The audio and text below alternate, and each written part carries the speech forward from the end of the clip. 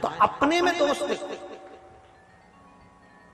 अपने भीतर दोष देखो कि हम भगवान की भजन क्यों नहीं कर पा रहे, हम भगवान का स्मरण क्यों नहीं कर पा रहे, हम भगवान का दर्शन क्यों नहीं कर पा रहे, हम विश्वनाथ बाबा की चौखट तक, उसके चरणों तक क्यों नहीं पहुंच पा रहे।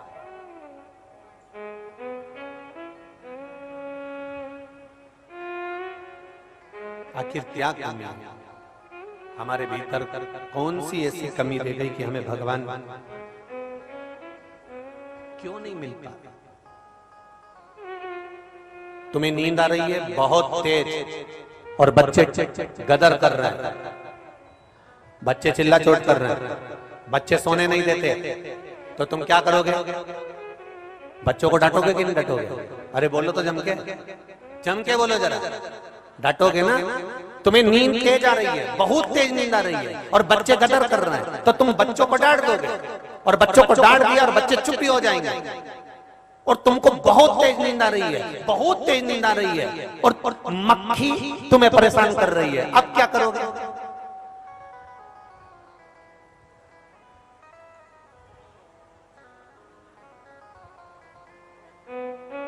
गुन करती है, गुन करती है, गुन करती है।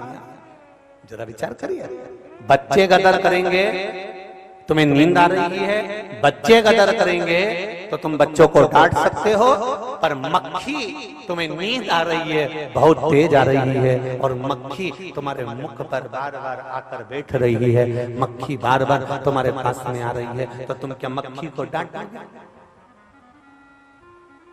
क्या करोगे? जम के बोलो जरा। मक्खी बार बार आ रही है तो तुम मक्खी को नहीं डांटोगे, जो चद्दर पड़ी हुई है, जो रजाई पड़ी हुई है, जो कम्बल पड़ा हुआ है, अपने मुख पर डालोगे और सो जाओगे। उसी तरह जब हम सत्संग करने बैठते हैं, भजन करने बैठते हैं, कई लोग कहते हैं हमारा मन थोड़ी देर लगता है फिर नहीं लगता, अर्थात बच्चों को तो तुमने डांट लिया पर मक्खी को नहीं डांट पा रहे हो। इसलिए निवेदन है, जब तुम्हारा मन ना लगे, जब तुम्हारा चित्त ना लगे, भगवान की भक्ति की ओर मन ना लगे, उस समय पर शिव महापुराण का कम्बल ओढ़ना और थोड़ी देर आराम कर देखना, आपको आनंद की अनुभूति हो जाएगी। जब भटको मार्ग से, कहीं इधर उधर विचलित हो रहे हो, कहीं मार्ग से भटक रहे हो, उस समय पर शिव तत्व को जानने के लिए शिव महापुराण की कथा को श्रवण करना ही पड़ेगा, भगवान शंकर की कथा को सुनना ही पड़ेगा, ये निश्चित था।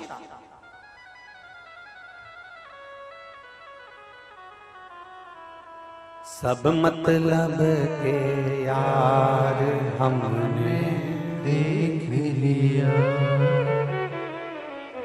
झूठे नाते झूठे रिश्ते, झूठे नाते। स्मरण में रहे आपकी कि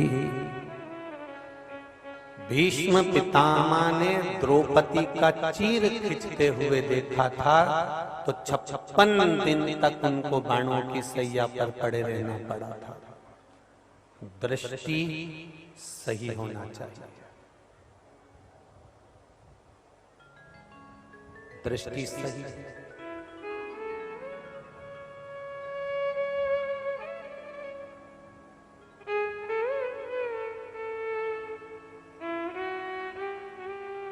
हमारी दृष्टि जहां गड़बड़ हो जाती है, वहां फिर भगवान के मिलन का कोई सुख नहीं होता। काम, लोभ, वासना, आसक्ति, तृष्णा, ये सब इन नेत्रों से जाता है। अजामिल की कथा कहती है, पूरा जीवन उसने भगवान के भजन में निकाल दिया। अजामिल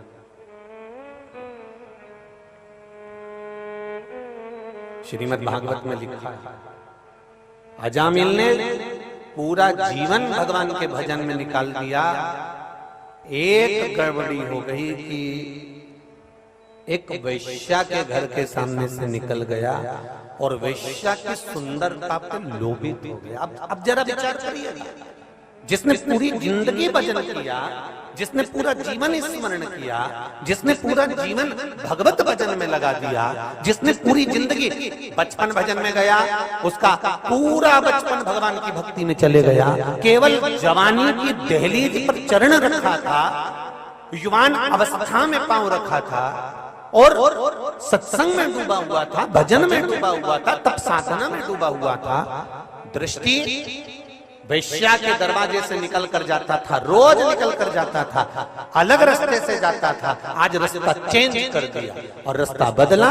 और वहां रास्ता बदलने के बाद एक वैश्या के द्वार पर, वैश्या के दरवाजे के सामने देखा, क्यों भीड़ हो रही है, क्या कारण है, इतनी भीड़ का कारण क्या है, किस लिए इतनी भीड़ हो रही है, वो देखने के लिए रुका।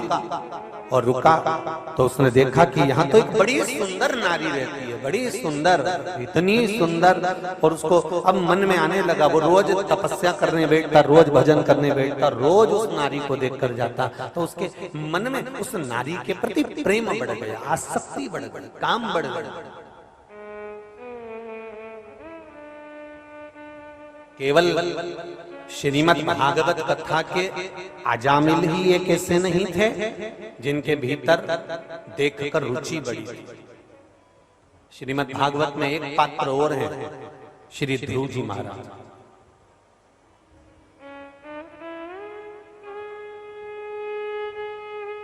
श्रीमद् भागवत कथा में एक पात्र और है, श्री ध्रुव जी महाराज। इनके पूर्व जन्म की अगर कथा निकाली जाए, इनके पूर्व जन्म को अगर देखा जाए कि ध्रुव जी पूर्व जन्म में कौन थे, एक ब्राह्मण के घर में एक बालक का जन्म हुआ और वो ब्राह्मण का बालक तप साधना में डूब गया, तपस्या में डूब गया, ऐसी तप साधना करी, ऐसा तपस्वी बन गया। तपस्वी बनने के बाद जंगल में बैठकर केवल तपस्या कर रहा था, उसकी तपस्या इतनी प्रबल हो चुकी थी कि भगवान को दर्शन देना था। बस भगवान 5 महीने में, 6 महीने में प्रकट होने वाले थे। इतने में तो क्या हुआ कि जिस वन में वो बैठकर तपस्या कर रहा था, उसी वन में नगर का राजा, राजा का पुत्र युवराज उस नगर में, उस जंगल में आया और जंगल में अपनी कुटिया बनाकर, एक झोपड़ा बनाकर उस जंगल में मृगा करने के लिए वहां रहने लगा। वहां उसके साथ में राजसी ठाठ था, पूरा आनंद था। और इतने में इसके नेत्र खुल गए। नेत्र खुलकर तपस्वी ने देखा कि कोई यहाँ रह रहा है, पता करा तो युवराज है। उसके पास में सारा ठाठ था, सारा वैभव था। उस ब्राह्मण के बालक के मन में आया, बताओ कितना वैभव, कितना ठाठ है, कितना आनंद है, मैं तपस्या में लगा हूं, ये राजा का बेटा युवराज है। और उसके मन में आ गया तपस्या करते करते कि एक बार मैं भी युवराज बनकर ये सारा सुख भोगना चाहता हूं, एक बार मैं भी युवराज बनकर ये सारा सुख भोगना चाहता हूं। बस उसके मन में तपस्या करते करते, साधना करते करते, आराधना करते करते ये भाव प्रकट हो गया कि मुझे एक बार ऐसा युवराज पद मिलना चाहिए। और बस तपस्या भंग हो गई और उसका अगला जन्म ध्रुव के रूप में हो गया। बाल्यावस्था में ही भगवान ने उसको दर्शन दे दिया, बाल्यावस्था में ही भगवान ने उसको दर्शन दिया। क्यों? क्योंकि उसकी तपस्या का मूल प्रारंभ समाप्ति पर था।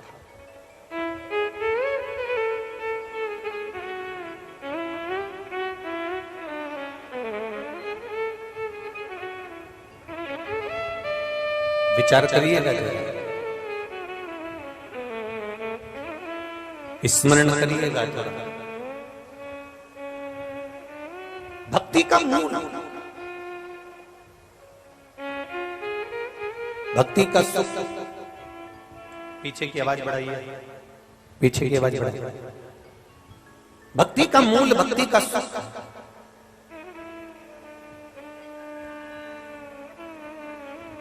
पीछे की आवाज बढ़ाइए। भक्ति का जो मूल है, भक्ति का जो सुख है, वो आनंद है। महाराज शिव तत्व कह रहा है, भगवान शंकर की कथा कह रही है। तपस्या करते करते, तप करते करते अजामिल का ध्यान वैश्या में चले गया। अजामिल का स्मरण वैश्या में पहुंच गया। तपस्वी तप करते करते उसका ध्यान राजा के पुत्र में चले गया और तपस्या भंग हो गई। तप भंग